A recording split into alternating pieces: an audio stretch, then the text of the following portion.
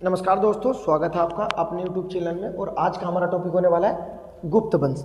इससे पहले हमने पूरे कंप्लीट कर लिए प्राचीन भारत में विदेशी आक्रमण, यूनान शक, पहलव और कुषाण। इनका क्रम भी आता है और इन्हें क्रम से ही पढ़ा है, पूरा विस्तार पूर्वक पढ़ा है लूसेंट के माध्यम से। अब देखो, ये जो लास्ट शक्ति थी कुषाण, इनके सामंत है गुप्त। गुप्त किन के सामंत थे? कुषाणों के।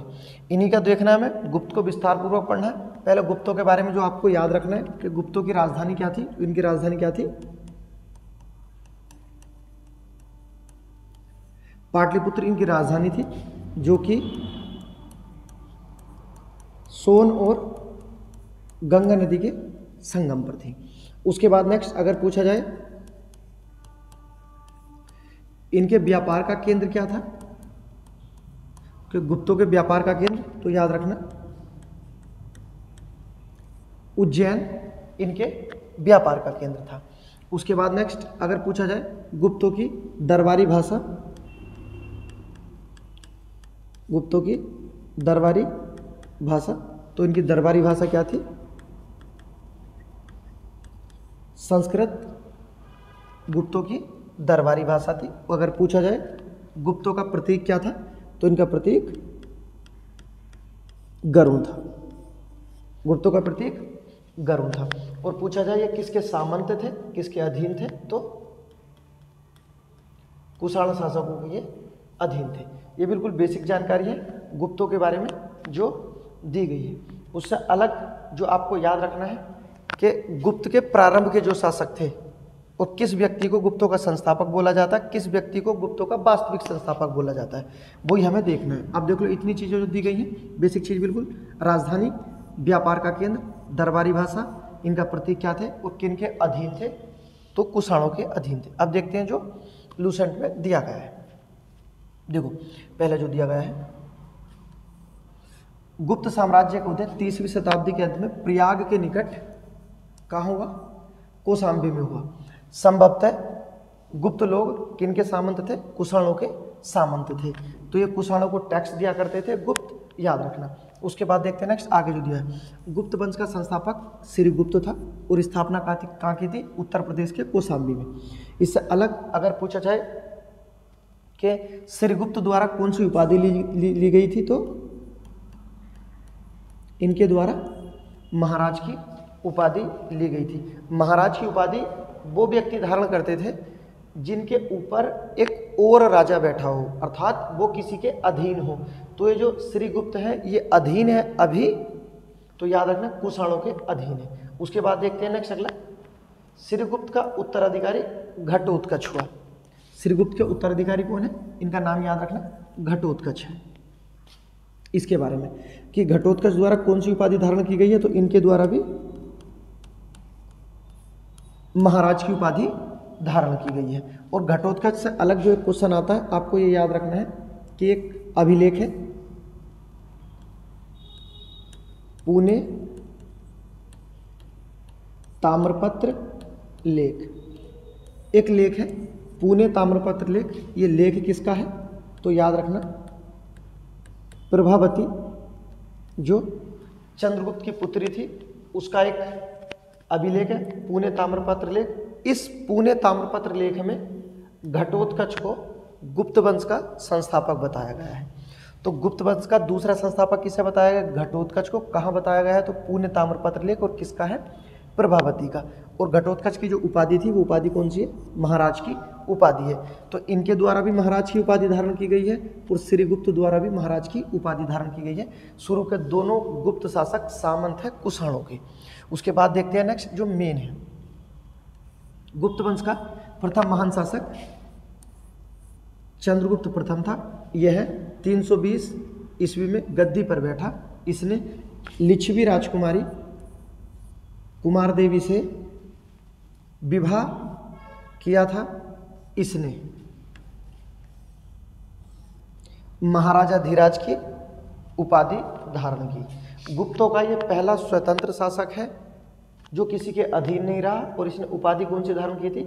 महाराजा धीराज। और चंद्रगुप्त ने महाराजा धीराज की उपाधि धारण करने का कारण क्या था? कि इसने कुषाणों को पराजित किया था। अर्थात इससे पहले वाले जो गुप्त शासक थे वो कर दिया करते थे कुषाणों को, जबकि चंद्रगुप्त प्रथम ने कुषाणों को पराजित कर दिया और महाराज की उपाधि ना धारण करके कौन सी उपाधि धारण की? महाराजा धीराज, जिसे स्वतंत्र राजा धारण करते थे। इतनी चीज़ें क्लियर है। अब देखते हैं नेक्स्ट, इनकी पत्नी का नाम कुमार देवी। क्यों दिया गया है पत्नी का नाम? तो ये कि ऐसा गुप्त शासक जिसने अपनी पत्नी के नाम के सिक्के चलाए थे तो चंद्रगुप्त था, पत्नी का नाम क्या था? कुमार देवी था। इतनी चीज़ें इनसे हैं जो आपको याद रखनी है। उसके बाद देखते हैं नेक्स्ट आगे जो दिया गया है, गुप्त संवत। गुप्त संवत जो चलाया गया है चंद्रगुप्त प्रथम द्वारा, चलाने का कारण क्या था?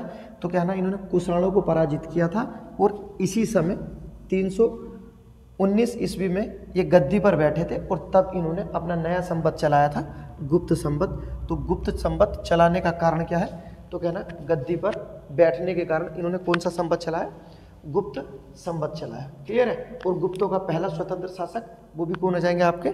चंद्रगुप्त प्रथम है। तो चंद्रगुप्त प्रथम ही गुप्तों का पहला स्वतंत्र और वास्तविक संस्थापक बोला गया है, जबकि इससे पहले जो दो है वो तो अधीन थे कुषाणों के। उसके बाद देखते हैं नेक्स्ट आगे जो दिया गया है।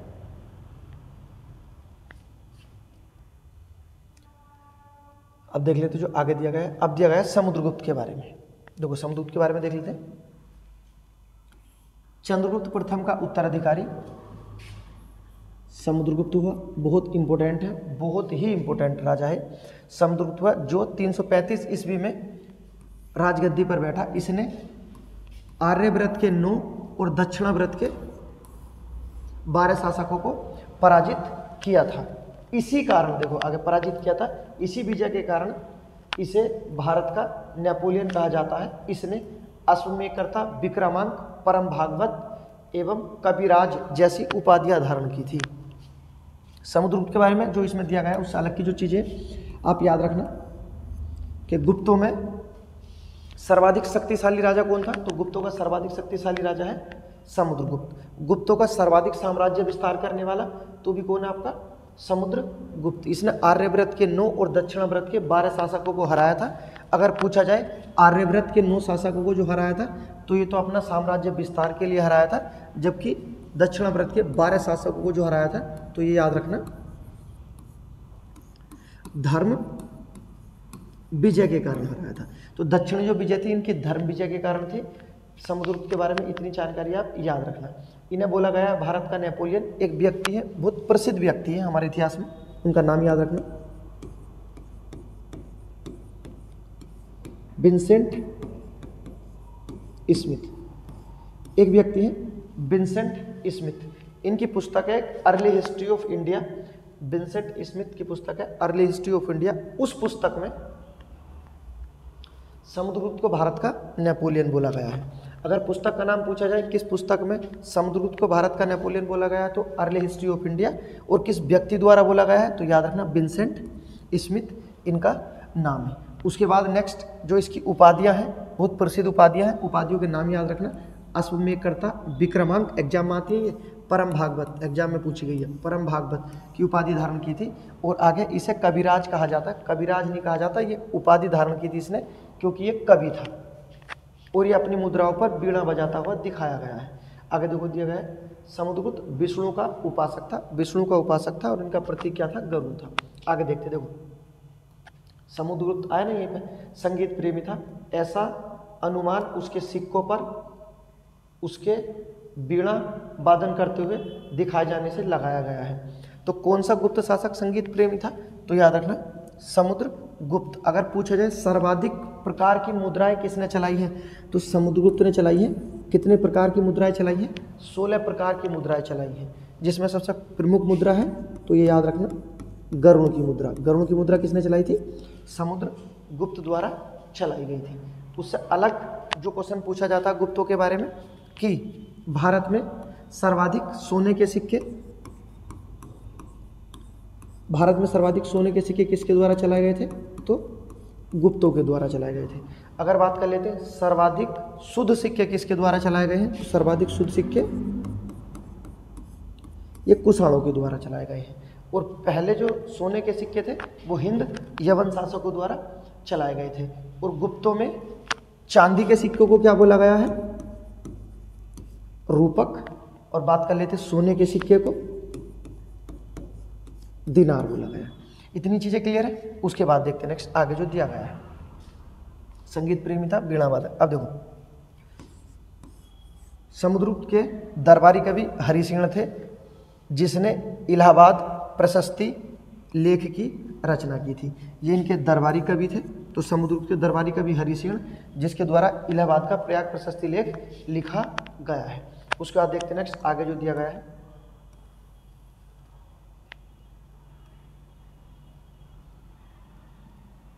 देखो आगे उपाधि के बारे में है, जो दिया गया है, एग्जाम में कई बार पूछी गई है ये उपाधि, आप याद रखना। देखो, परम भागवत की उपाधि धारण करने वाला प्रथम गुप्त शासक समुद्रगुप्त ही था। गया और नालंदा बहुत इंपॉर्टेंट, ये समुद्रगुप्त के ताम्रपत्र लेख हैं, इन पर ज़्यादा ध्यान दिया नहीं जाता और ये एग्जाम में आते हैं। गया और नालंदा ताम्रपत्र लेख समुद्रगुप्त को परम भागवत, अर्थात इन दोनों गया और नालंदा ताम्रपत्र लेख में समुद्रगुप्त को परम भागवत की उपाधि धारण करता हुआ बताया गया है। ये इसमें लिखा गया है, तो ये याद रखना। गया और नालंदा दोनों ही बिहार में है। किसके ताम्रपत्र लेख हैं? कहना समुद्रगुप्त के हैं। उसके बाद देखते हैं नेक्स्ट आगे जो दिया गया है। आगे दिया है समुद्रगुप्त का उत्तराधिकारी चंद्रगुप्त द्वितीय हो। बहुत इंपॉर्टेंट है ये भी। गुप्त के जो एक के बाद एक शासक आए थे, एक योग्य शासक थे, इसी वजह से गुप्त कुछ लंबे समय तक कार्य करते चले गए। जिस तरह से आपने ये पढ़ा है गया और नालंदा ताम्रपत्र लेख, इसी तरह से आप इसके भी ताम्रपत्र लेख याद रखना। मथुरा ताम्रपत्र लेख और उदयगिरी ताम्रपत्र लेख। मथुरा ताम्रपत्र लेख और उदयगिरी ताम्रपत्र लेख किसका है? तो कहना चंद्रगुप्त द्वितीय के है। ठीक है। अब देखो, इसका उत्तराधिकारी चंद्रगुप्त द्वितीय हुआ, जो 380 में राजगद्दी पर बैठा। इसके समय चीनी बौद्ध यात्री फाइयान, जिसका वास्तविक क्या नाम है? कुड इसका नाम है, फाइयान भारत आया था। नेक्स्ट, शक्कों पर विजय प्राप्त करने के उपलक्ष्य में चंद्रगुप्त ने चांदी का सिक्का चलाया था, और गुप्तों में चांदी का सिक्का क्या था? रूपक था, तो इसने रूपक सिक्का चलाया था। आगे देखते हैं। चंद्रगुप्त द्वितीय ने विक्रमादित्य की उपाधि धारण की। यह उपाधि इससे पूर्व, याद रखना, 57 ईसा पूर्व उज्जैन के शासकों ने पश्चिम भारत में शक छत्रप, इनकी उपाधि थी, शक्कों की उपाधि हुआ करती थी छत्रप, तो शक छत्रप पर विजय प्राप्त करने के उपलक्ष्य में धारण की थी। जो शासक हुआ करते थे, जो प्रसिद्ध शासक थे, जो उज्जैन के राजा थे, उनके द्वारा उपाधि धारण की गई थी विक्रमादित्य। क्लियर है? विक्रमादित्य की उपाधि टोटल कितने व्यक्तियों के द्वारा ली गई है? 14 व्यक्तियों के द्वारा ली गई है। सबसे पहले कौन थे? उज्जैन के। उसके बाद सबसे प्रसिद्ध विक्रमादित्य, तो कहना चंद्रगुप्त द्वितीय। अगर पूछा जाए अंतिम विक्रमादित्य, तो हेमू है। क्लियर है? विक्रमादित्य की उपाधि से क्वेश्चन बनते हैं, आप याद रखना जो इसमें दिया गया है। उसके बाद देखते हैं नेक्स्ट आगे जो दिया गया है। अब देखते हो आगे जो इसमें दिया गया है।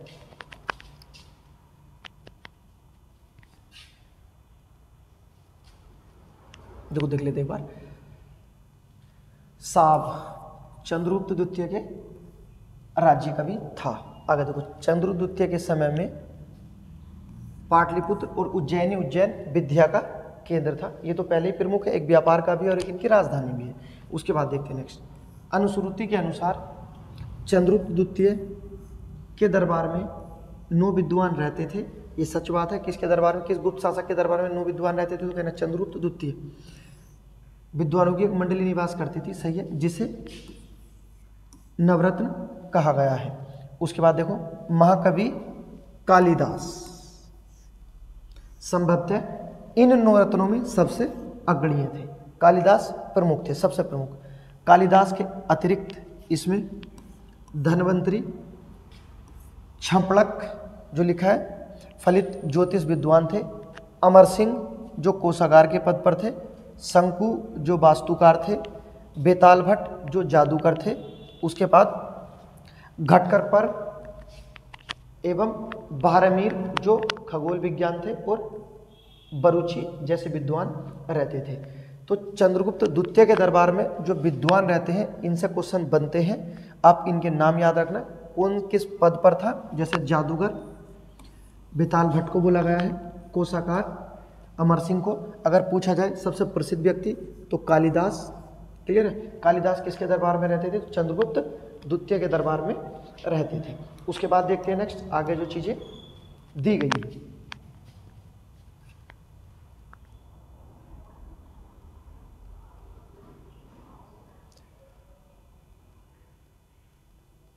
देख लेते हैं, देखो जो दिया गया है इसमें।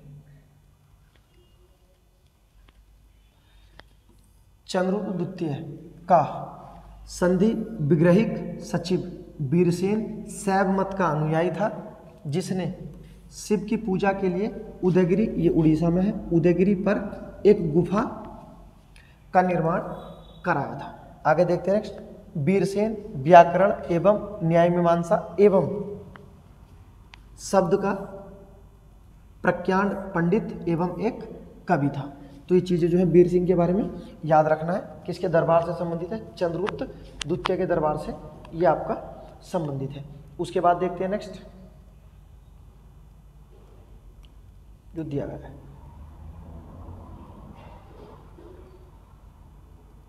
आगे देख लेते हैं यहाँ तक। चंद्रगुप्त द्वितीय का उत्तराधिकारी, चंद्रगुप्त द्वितीय का उत्तराधिकारी कुमारगुप्त हुआ, जिसका अन्य नाम गोविंद गुप्त भी है। तो कुमारगुप्त को ही गोविंद गुप्त कहा जाता है, जिसके द्वारा नालंदा विश्वविद्यालय बनाया गया था। क्लियर है। उसके बाद देखते हैं नेक्स्ट। नालंदा विश्वविद्यालय की स्थापना कुमारगुप्त द्वारा ही की गई थी। सही है। उसके बाद देखते हैं नालंदा विश्वविद्यालय भारत का पहला विश्वविद्यालय, ये पहली यूनिवर्सिटी है। जब पाकिस्तान भारत में था तो पूरे भारत की उस समय सबसे प्राचीन या पूरे विश्व की सबसे प्राचीन यूनिवर्सिटी तक्षशिला हुआ करती थी। तक्षशिला पाकिस्तान में जाने के बाद अब हमारा नालंदा भारत का पहली यूनिवर्सिटी है। ठीक है। कोई इंसान यही पढ़ता था। उसके बाद देखते हैं नेक्स्ट। कुमारगुप्त का उत्तराधिकारी स्कंदगुप्त हुआ। आप कुमारगुप्त के बारे में एक चीज़ और याद रखना कि कुमारगुप्त की अन्य जानकारी कहाँ से मिलती है, तो इनका एक अभिलेख आता है, उसका नाम याद रखना, बिलसड़ अभिलेख। अगर पूछे बिलसड़ अभिलेख किसका है तो कहना कुमारगुप्त का है। क्लियर है। और नालंदा विश्वविद्यालय और बिलसड़ अभिलेख इन्हीं के द्वारा बनाए गए थे, याद रखना। उसके बाद देखते हैं नेक्स्ट आगे जो दिया गया। कुमारगुप्त का उत्तराधिकारी स्कंदगुप्त बहुत इंपॉर्टेंट है, क्योंकि ये गुप्तों का अंतिम योग्य शासक है स्कंदगुप्त। उसके बाद देखो नेक्स्ट। कुमारगुप्त का उत्तराधिकारी स्कंदगुप्त था। क्लियर। आगे देखो। स्कंदगुप्त ने गिरनार पर्वत जो गुजरात में है, गिरनार पर्वत पर स्थित सुदर्शन झील का पुनरुद्धार किया था। ये वही सुदर्शन झील है जो मौर्य शासक चंद्रगुप्त मौर्य द्वारा बनाई गई थी। उसके बाद अशोक का भी योगदान है इसमें, और जूनागढ़ के रुद्रदामन का भी इसमें योगदान रहा है। और यहाँ पर अब जो पढ़ रहे हैं हम स्कंदगुप्त के बारे में पढ़ रहे हैं। आगे देखते हैं नेक्स्ट आगे जो दिया गया है। स्कंदगुप्त ने प्रणदत्त को सौराष्ट्र का गवर्नर नियुक्त किया था। उसके बाद नेक्स्ट आगे जो दिया गया है, जो सबसे महत्वपूर्ण है, बहुत इंपॉर्टेंट, जो सर्वाधिक स्कंदगुप्त के बारे में पूछा जाता है। स्कंदगुप्त के शासनकाल में हूणों का आक्रमण शुरू हो गया था। ये पूछा जाता है कि हूणों का आक्रमण किस गुप्त शासक के समय हुआ था, तो कहना स्कंदगुप्त। लेकिन इसमें होता क्या है, स्कंदगुप्त इसमें योग्यता से जीत जाता है। और ये भी याद रखना, अगर पूछा जाए हूणों का संस्थापक कौन था, तो नाम याद रखना, तोड़माड़। तोड़माड़ हूणों का संस्थापक है। अगर भारत में हूणों की राजधानी पूछी जाए तो ये याद रखना है, क्या है इनकी राजधानी, सियालकोट।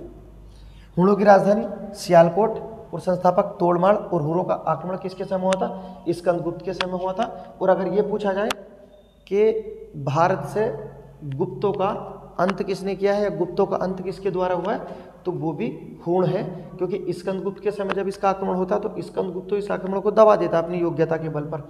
लेकिन स्कंदगुप्त के बाद के जो शासक आएंगे वो हूणों का सामना नहीं कर पाते और हूण गुप्तों को समाप्त कर देते हैं। तो जिस तरह से कुषाणों को और शकों को गुप्तों द्वारा समाप्त किया गया है, इसी कारण गुप्तों को हूणों द्वारा समाप्त किया गया है। सही है। इससे पहले मैं आपको बता देता हूं, देखो ये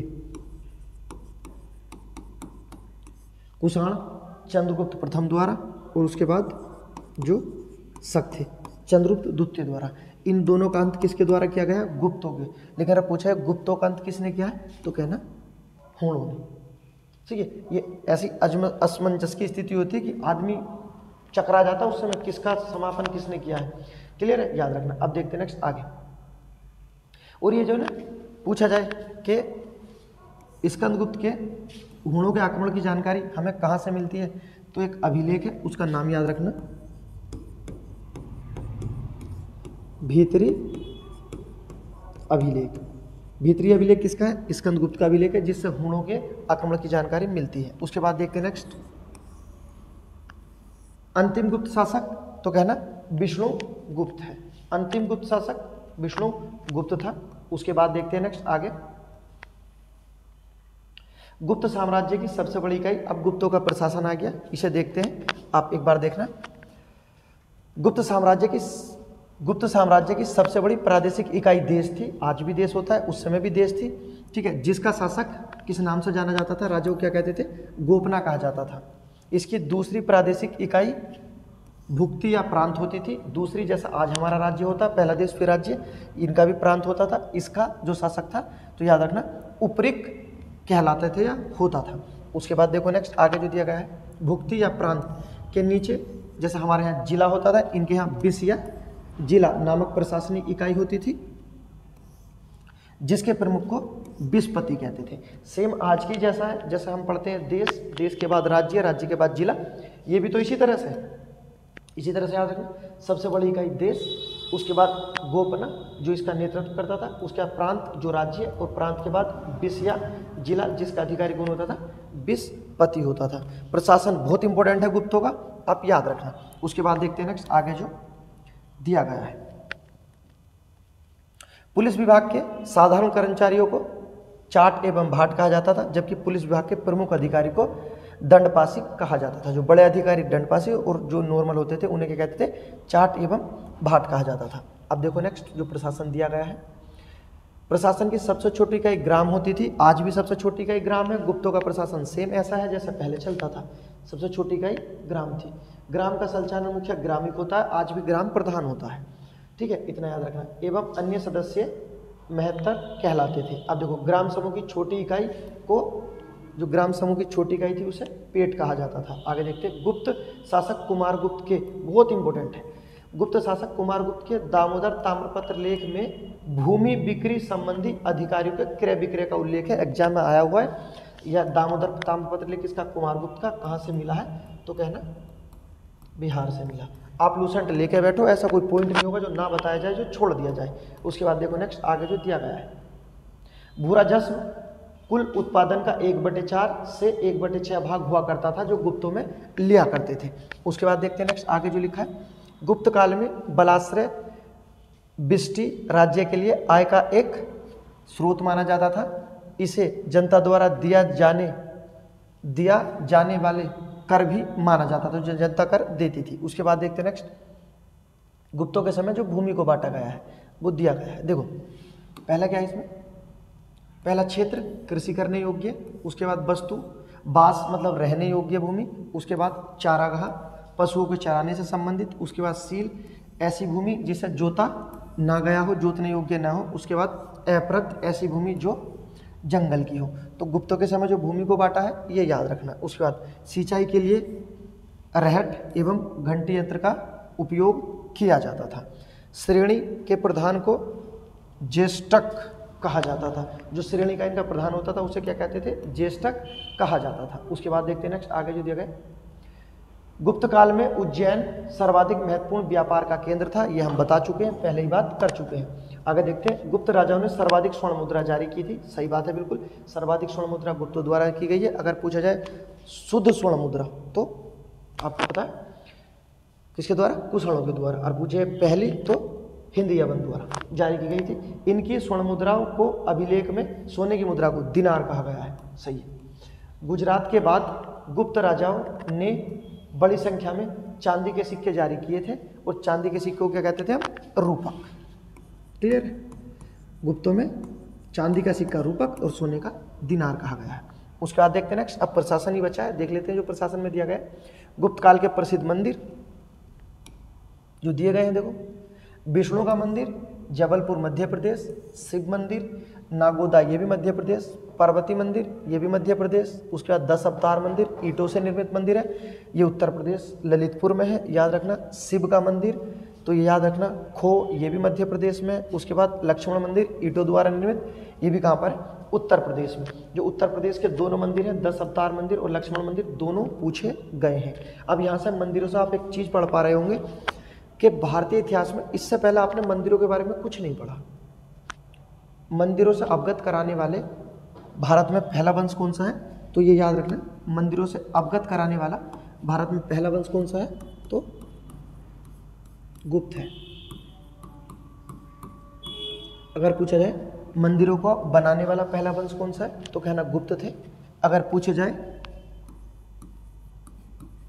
रथ मंदिर जो साउथ में हुआ करते थे, रथ आकार के जो मंदिर थे, तो रथ मंदिर भारत में किसके द्वारा बनाए गए थे? पल्लवों द्वारा बनाए गए हैं। तो रथ मंदिर किसके द्वारा बनाए गए हैं? पल्लवों द्वारा बनाए गए हैं। अगर पूछा जाए शैलकृत, शैलकृत का मतलब चट्टानों को काटकर जो अजंता और एलोरा की गुफाएं हैं, ये किनके द्वारा बनाए गए थे? तो इनका नाम याद रखना, राष्ट्रकूट। इस तरह से मंदिरों से क्वेश्चन आते हैं। अगर पूछा जाए भारत में मंदिरों की परंपरा है, मंदिरों को बनाने की प्रथा, तो कहना गुप्तों के समय, रथ मंदिर पल्लवों के समय, और शैलकृत मतलब चट्टानों को काटकर मंदिर, तो कहना राष्ट्रकूट। ये मंदिरों के बारे में क्वेश्चन है, बहुत इंपॉर्टेंट है, हमारे एग्जाम में आते हैं, आप याद रखना। और इनके 10 अवतार मंदिर और दूसरा लक्ष्मण मंदिर हमारे एग्जाम में पूछे गए हैं, गुप्तों के मंदिर। उसके बाद देखते हैं नेक्स्ट आगे जो दिया गया है पॉइंट, देखो देख लेते हैं। कायस्थों के बारे में दिया गया है, जो जाति हुआ करती है, देखो दिया गया है, क्या देखते हैं। कायस्थों का सर्वप्रथम वर्णन यज्ञवाल्यका स्मृति में मिलता है, जबकि जाति के रूप में कायस्थों का सर्वप्रथम वर्णन ओशनम स्मृति में मिलता है। तो याज्ञवल्क्य स्मृति और ओशनम स्मृति में कायस्थों के बारे में कहा गया है, याद रखना। उसके बाद देखो, विंध्याचल पर्वत के जंगलों में सवर जाति के लोग अपने देवी देवताओं को मनुष्य का मांस चढ़ाते थे। ये जाति का नाम याद रखना, पूछी जा सकती है, कौन सी जाति थी? तो क्या ना, सवर जाति के लोग थे। उसके बाद देखते हैं नेक्स्ट आगे जो दिया गया है। पहली बार किसी के सती होने का प्रमाण, बिल्कुल सही है, बहुत इंपॉर्टेंट पॉइंट है। पहली बार किसी के सती होने का प्रमाण 510 ईस्वी में भानुगुप्त के एरण अभिलेख में मिलता है, जिसमें किसी भोजराज की मृत्यु पर उसकी पत्नी के सती होने का प्रमाण मिलता है। सती प्रथा हमारे यहाँ बहुत राजाओं द्वारा प्रतिबंध लगाई जाएगी, लेकिन हो नहीं पाएगी। सती प्रथा को पूर्ण रूप से तो लॉर्ड विलियम बेंटिंग समाप्त करेंगे 1829 में। जबकि सती प्रथा का जो हमें प्रमाण मिला है कौन से अभिलेख से? क्या ना, एरण अभिलेख से। किसका अभिलेख है? तो क्या ना, भानुगुप्त का अभिलेख है। उसके बाद देखो, गुप्त काल में वेश्यावृत्ति करने वाली महिलाओं को गणिका कहा जाता था और वृद्ध वेश्यावृत्ति को कुटनी कहा जाता था। उसके बाद देखो नेक्स्ट जो दिया गया, गुप्त वैष्णव धर्म के अनुयायी थे तथा उन्होंने इसे राजधर्म बनाया था। जिस तरह से मौर्य वंश में अशोक ने राजधर्म बनाया था बौद्ध को, इसी तरह से वैष्णव को किसने बनाया था? ना, गुप्तों ने राजधर्म बनाया था। आगे देखो, विष्णु का वाहन गरुड़ गुप्तों का राज के चिन्ह है और समुद्रगुप्त ने इसी आकार की मुद्रा चलाई थी। उसके बाद देखते हैं नेक्स्ट आगे जो दिया गया है। गुप्त राज के चिन्ह था। गुप्त काल में वैष्णव धर्म संबंधी महत्वपूर्ण अवशेष, ये याद रखना, देवगढ़ जो ललितपुर जिले में 10 अवतार मंदिर से मिलते हैं, मैंने आपसे बताया था, ये बेतवा नदी के किनारे पर एग्जाम में पूछा जाता है। उसके बाद देखो नेक्स्ट आगे जो दिया है, अजंता की गुफा। ये अजंता की गुफा देखो, इसमें क्या है, अजंता की गुफा निर्मित 29 गुफाओं में वर्तमान में केवल 6 ही शेष है, जिसमें गुफा संख्या 16 और 17 गुप्तकालीन है। ये गुफा गुप्तों द्वारा नहीं बनाई गई है। अगर अजंता की गुफा पूछी जाए किसके द्वारा बनाई गई है, तो सातवाहन वंश द्वारा, जिसे आंध्र सातवाहन के नाम से, ये उनके द्वारा बनाई गई थी अजंता की गुफा। जबकि एलोरा और एलिफेंटा की गुफा जो बनाई गई है वो राष्ट्रकूटों द्वारा बनाई गई है। लेकिन अजंता की गुफा में गुप्तों के चित्र मिले हैं, बस आपको इतना ही याद रखना है। अगर पूछा जाए गुप्तों के चित्र तो कहना अजंता की गुफा में, अगर पूछा जाए ये अजंता गुफा बनाई किसने थी तो कहना सातवाहन ने। ये हमारी यूनेस्को की सूची में है जो 1983 में शामिल की गई थी। आगे देखते हैं, इस गुफा की संख्या 16 में उत्कीर्ण मरण आसन राजकुमारी का चित्र प्रदर्शित किया गया है या प्रशंसनीय है जो दिखाया गया है। उसके बाद देखते हैं नेक्स्ट आगे जो दिया गया है। गुफा संख्या 17 में चित्र को चित्रशाला कहा गया है। इस चित्रशाला में बौद्ध धर्म के जन्म, जीवन, महावीर निष्क्रमण एवं महापरिनिर्वाण की घटनाओं से संबंधित चित्र उद्धृत किए गए हैं या चित्र बनाए गए हैं। अजंता, एलोरा, एलिफेंटा तीनों गुफाएं हैं जो बौद्ध के बारे में बताती हैं। अगर पूछा जाए ये वाली गुफा एलोरा की गुफा तो ये 3 धर्मों की गुफा है। इसमें हिंदुओं के बारे में भी है, जैन भी है और बौद्ध भी है। तो 3 धर्मों की गुफा कौन सी है? एलोरा की गुफा है। किसके द्वारा बनाई गई थी? ये राष्ट्रकूटों के द्वारा बनाई गई थी।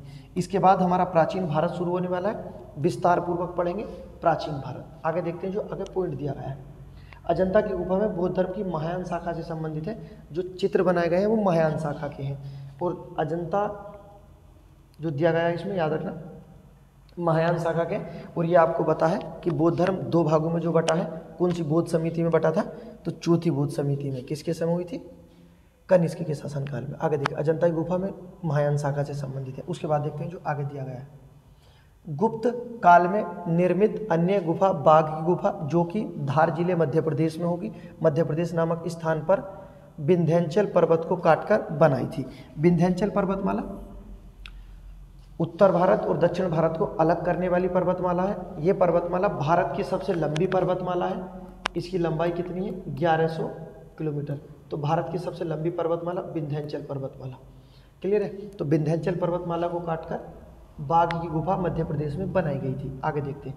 गुप्त काल में विष्णु शर्मा द्वारा लिखित पंचतंत्र जो संस्कृत भाषा में पंचतंत्र को संसार का सर्वाधिक प्रचलित ग्रंथ माना है। बाइबिल के बाद इसका स्थान दूसरा है, पहला स्थान बाइबिल का है। तो याद रखना विष्णु शर्मा की पंचतंत्र संस्कृत भाषा में। देखो इसमें 5 भागों में बांटा गया है। इसमें जो हिस्से को 5 भागों में, पहला क्या है? मित्रभेद, उसके बाद मित्र लाभ, उसके बाद संधि विग्रह, नेक्स्ट लब्ध प्रणाश, उसके बाद जो दिया गया है अपरिकाक्षित्व। ये याद रखना कितने हिस्सोों में है? 5 हिस्सों में। 5 हिस्से के नाम याद रखने की जरूरत नहीं, इतना कोई डीप नहीं आने वाला। उसके बाद देखते हैं नेक्स्ट आगे जो दिया गया है। आर्यभट्ट किस वंश से संबंधित है? तो कहना गुप्त वंश से संबंधित है। अब देखो आर्यभट्ट ने आर्यभट्टियम एवं सूर्य सिद्धांत नामक ग्रंथ लिखे हैं, बहुत इंपॉर्टेंट है। आर्यभट्ट ने आर्यभट्टियम और सूर्य सिद्धांत नामक ग्रंथ लिखे हैं। उनके सूर्य ग्रहण एवं चंद्र ग्रहण के वास्तविक कारण बताया है। सूर्य ग्रहण और चंद्र ग्रहण के बारे में सबसे बताने वाले पहले व्यक्ति आर्यभट्ट हैं। और इनकी जो 2 रचनाएं हैं आर्यभट्टियम और सूर्य सिद्धांत, आपको याद रखना है। देखो वास्तविक कारण बताया है। आर्यभट्ट पहला भारतीय नक्षत्र वैज्ञानिक था जिसने यह घोषणा की थी कि पृथ्वी अपनी धुरी पर घूमती है। और इन्हीं ने बताया था कि पूरे साल में 365 दिन होते हैं। ये जानकारी देने वाले व्यक्ति आर्यभट्ट है। किस वंश से संबंधित है? गुप्त से। विष्णु शर्मा गुप्त से, कालिदास गुप्त से, ठीक है, बेताल भट्ट वो भी गुप्त से है। गुप्त वंश अपने साम्राज्य के लिए जाना जाता है। अपने राजाओं से ज़्यादा इंपॉर्टेंट तो उनके ये व्यक्ति हो जाते हैं जो उनके दरबार में रहते हैं। आगे देखते हैं जो आगे दिया गया है। बारहमीर ने व्रत सिद्धांत, बारहमीर ने व्रत संहिता, पंच सिद्धांत, उसके बाद ब्रज्जाक और लघुजात की रचना की है। व्रत संहिता में नक्षत्र विद्या, वनस्पति शास्त्र, प्राकृतिक इतिहास और भौतिक भूगोल के विषय में चर्चा की गई है। आप पुस्तक याद रखना। व्रत संहिता किसकी है? बारहमीर की। आगे देखते हो नेक्स्ट, बहुत इंपॉर्टेंट है। ब्रह्मगुप्त इस युग के महान नक्षत्र वैज्ञानिक एवं गणितज्ञ थे। ब्रह्मगुप्त का संबंध वो भी गुप्तों से है। देखो आगे देखते हैं नेक्स्ट। उसने यह घोषणा करके न्यूटन के सिद्धांत से पूर्वगामी कल्पना कर ली थी कि प्रकृति एक नियम के अनुसार सभी वस्तुओं को पृथ्वी की ओर आकर्षित करती है या गिराती है, क्योंकि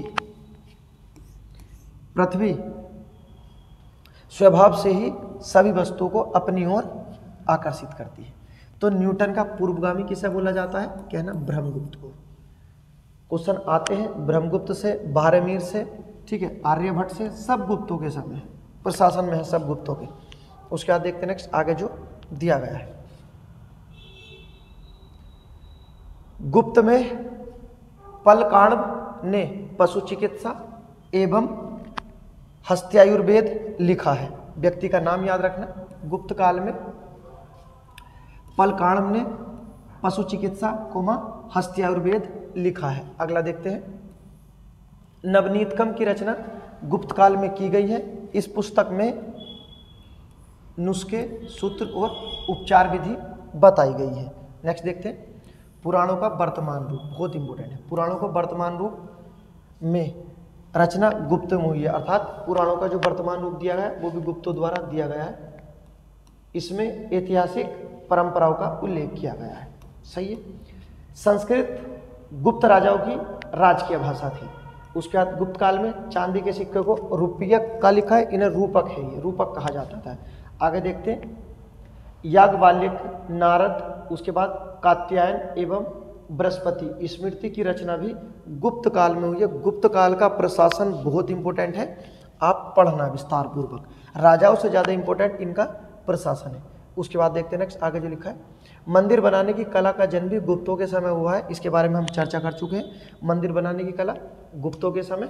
और अगर पूछा जाए कि रथ मंदिर पल्लवों के समय और शैलकृत राष्ट्रकूटों के समय। क्लियर है। आगे देखो। त्रिमूर्ति की अवधारणा का विकास गुप्तों के समय हुई है। जो त्रिमूर्ति की गुफा मंदिर, जो त्रिमूर्ति की मूर्ति बनाई जाती है, जो शिव की त्रिमूर्ति आती है, उसका देखो। गुप्त वंश के शासकों ने मंदिर एवं ब्राह्मणों को सबसे अधिक ग्राम अनुदान दिए थे।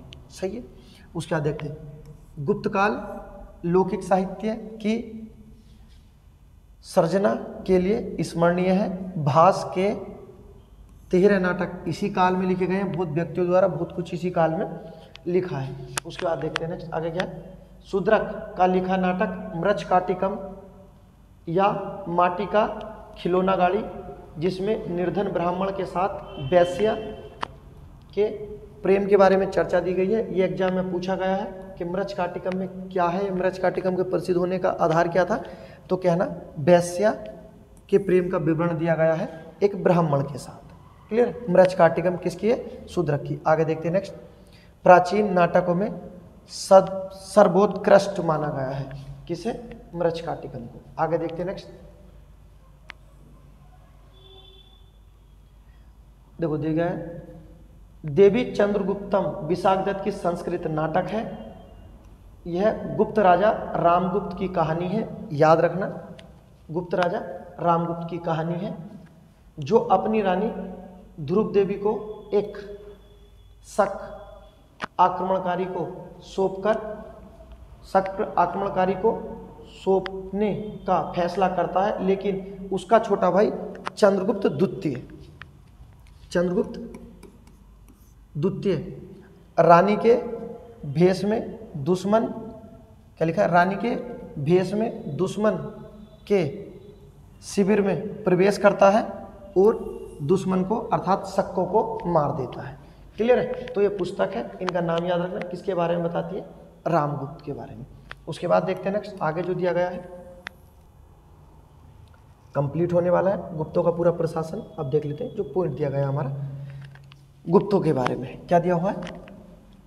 कालिदास की कृति अभिज्ञान शकुंतलम राजा दुष्यंत और शकुंतला के प्रेम की कहानी बताती है। यह द्वितीय भारतीय रचना है जिसका अनुवाद यूरोपीय भाषा में हुआ है। ऐसी प्रथम रचना या पहली पुस्तक कौन सी थी, भागवत गीता थी। तो संस्कृत में अनुवादित पहली पुस्तक कहना भागवत गीता, और दूसरी आए तो अभिज्ञान शकुंतलम किसकी है, कालिदास। किसके दरबार में रहते थे, चंद्रगुप्त द्वितीय के दरबार में। उसके बाद देखते हैं नेक्स्ट। सांस्कृतिक उपलब्धियों के कारण गुप्त काल को भारतीय इतिहास का स्वर्णिम युग कहा जाता है। अगर ये पूछा जाए जो दिया गया है कि नगरों का सर्वाधिक पतन किसके समय हुआ था, तो कहना नगरों का सर्वाधिक पतन गुप्तों के समय हुआ था। ये गुप्त वंश का प्रशासन है। गुप्त वंश का प्रशासन गुप्त राजाओं से भी ज़्यादा इंपॉर्टेंट है। इनके दरबार में जो रहने वाले व्यक्ति हैं, कालिदास हो गए, ब्रह्मगुप्त हो गए, आर्यभट्ट हो गए। क्लियर है। इनके बारे में सही से जानकारी करना आप। अगर वीडियो पसंद आई तो सब्सक्राइब।